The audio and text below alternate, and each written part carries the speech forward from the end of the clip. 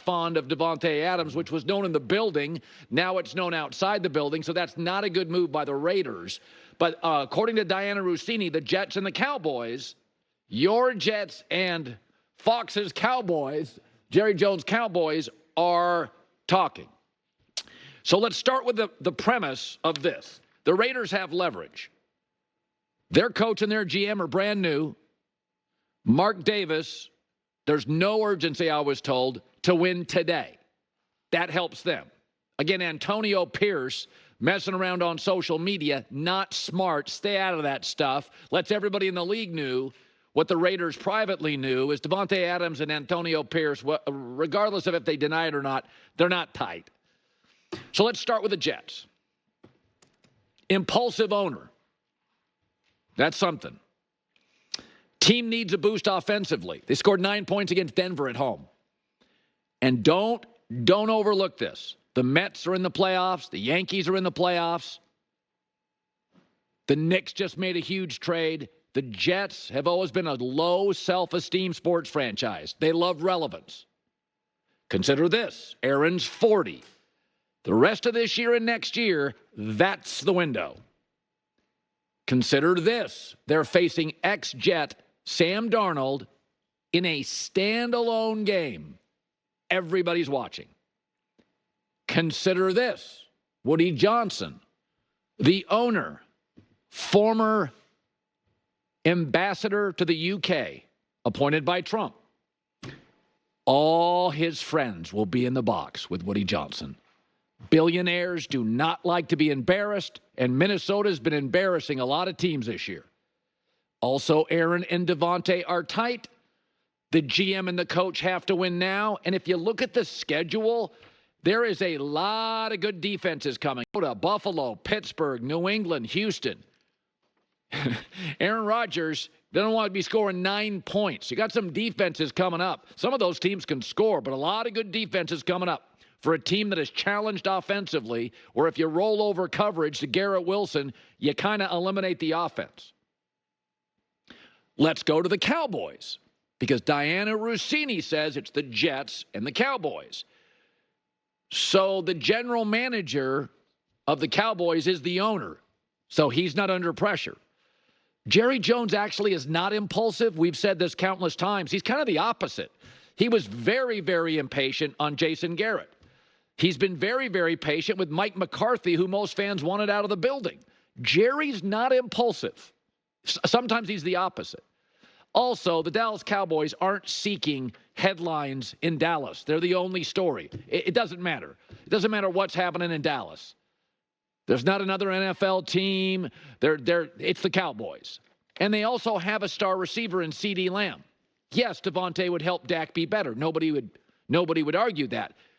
But Dallas needs two other things, namely a run game. They're 32nd in the league in running the football. So this would make them more pass-centric, more down-the-field reliant. They can't run the football at all. And that's how you keep the ball away from a Kyle Shanahan offense or a Green Bay offense or presumably an Atlanta or a Baker Mayfield offense. A run game. So that's their key. They don't have an impulsive owner. The GM's not on the hot seat. They're not fighting for attention like the Jets are. So all roads, to me, point to the New York Jets. And here's the other thing. I would admit yesterday I got all excited. Jerry, send that Gulfstream to Vegas. And I was thinking about this last night. So let's say they land Davante Adams with CeeDee Lamb. You know what you are? The Miami Dolphins. A really expensive wide receiver room with issues everywhere else. Do you want to ever be the Miami Dolphins? The speedboat of the NFL. A lot of flash and not really functional. So to me, at the very least for the Jets, and do not overlook this, it's good PR. If the Mets and the Yankees start reeling off W's, NBA had their media day yesterday, the Knicks look like a potential championship team. Giants don't appear to be terrible. You get blown out by Minnesota, you could be the last story by Tuesday of that week for the next month. And the Jets have always sought relevance as a franchise. This is an owner who spent time in London. The team is going to London. Here is Sam Darnold, who's on fire. Billionaires do not like to be embarrassed. To me, the Jets feel like they're very much in play. And the Raiders, again, have not had leverage much in the last 20 years. But Tom Telesco, the GM, and Antonio Pierce, the coach, have been assured, and I believe this is part of a building process. They've been running through coaches. They've been running through GMs. They want to plant a flag here with these guys for the next several years. So, speaking of Miami, Tua is now symptom-free. But because they put him on the IR, he will not be available until week 8. That's how it works. But he's symptom-free. And I was thinking about Miami and how popular they got over the last several years. And I think a lot of it, to be honest with you, was the head coach, Mike McDaniel. He looks like a sports reporter. He's analytic and smart and funny at the podium. He's built for the media to love. It got a lot of emotions and a lot of crazy looks. He's very clever.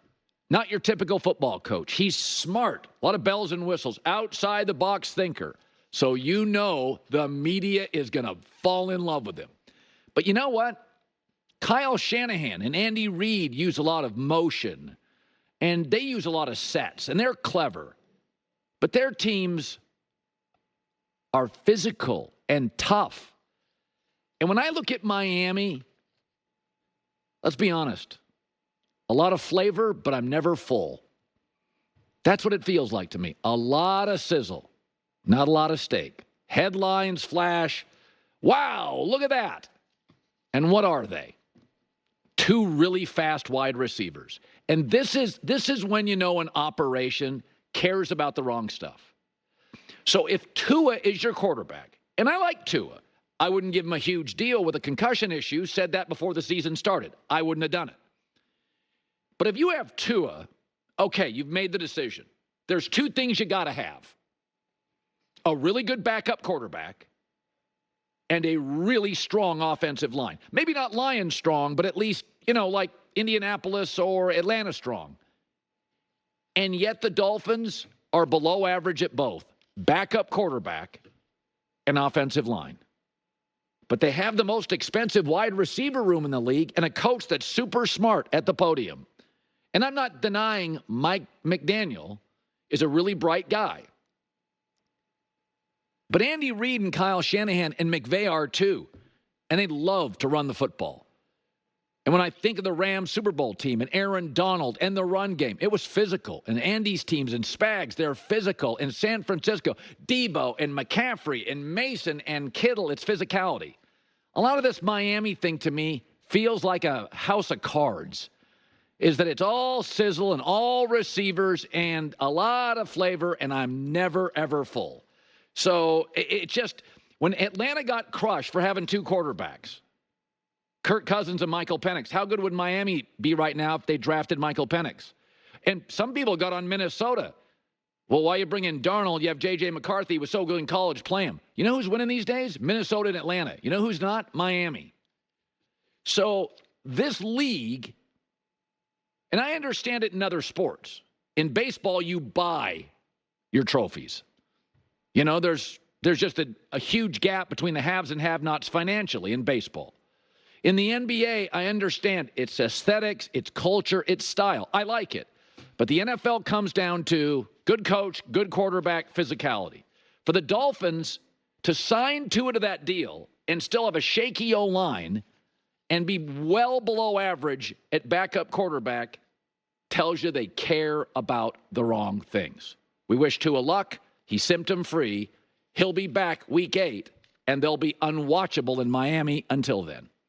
All right, J-Mac, I know you were all fired up on this Davante Adams rumor, and as a classic Jet fan, I know you want this to happen. So let me quickly pivot to news that just broke regarding the Cowboys. Brandon Cooks has an infection in his knee. He's out at least this week. Could be longer. He had a procedure after the Giants game. So now it's CeeDee Lamb and a bunch of other dudes, and I'm sure Jerry Jones is probably on the phone today, at least considering Davante Adams, right? Okay. Well, I'm going to address that. It's interesting. That story comes out right about the time they're on the phone with Davante Adams. So I just talked about Miami.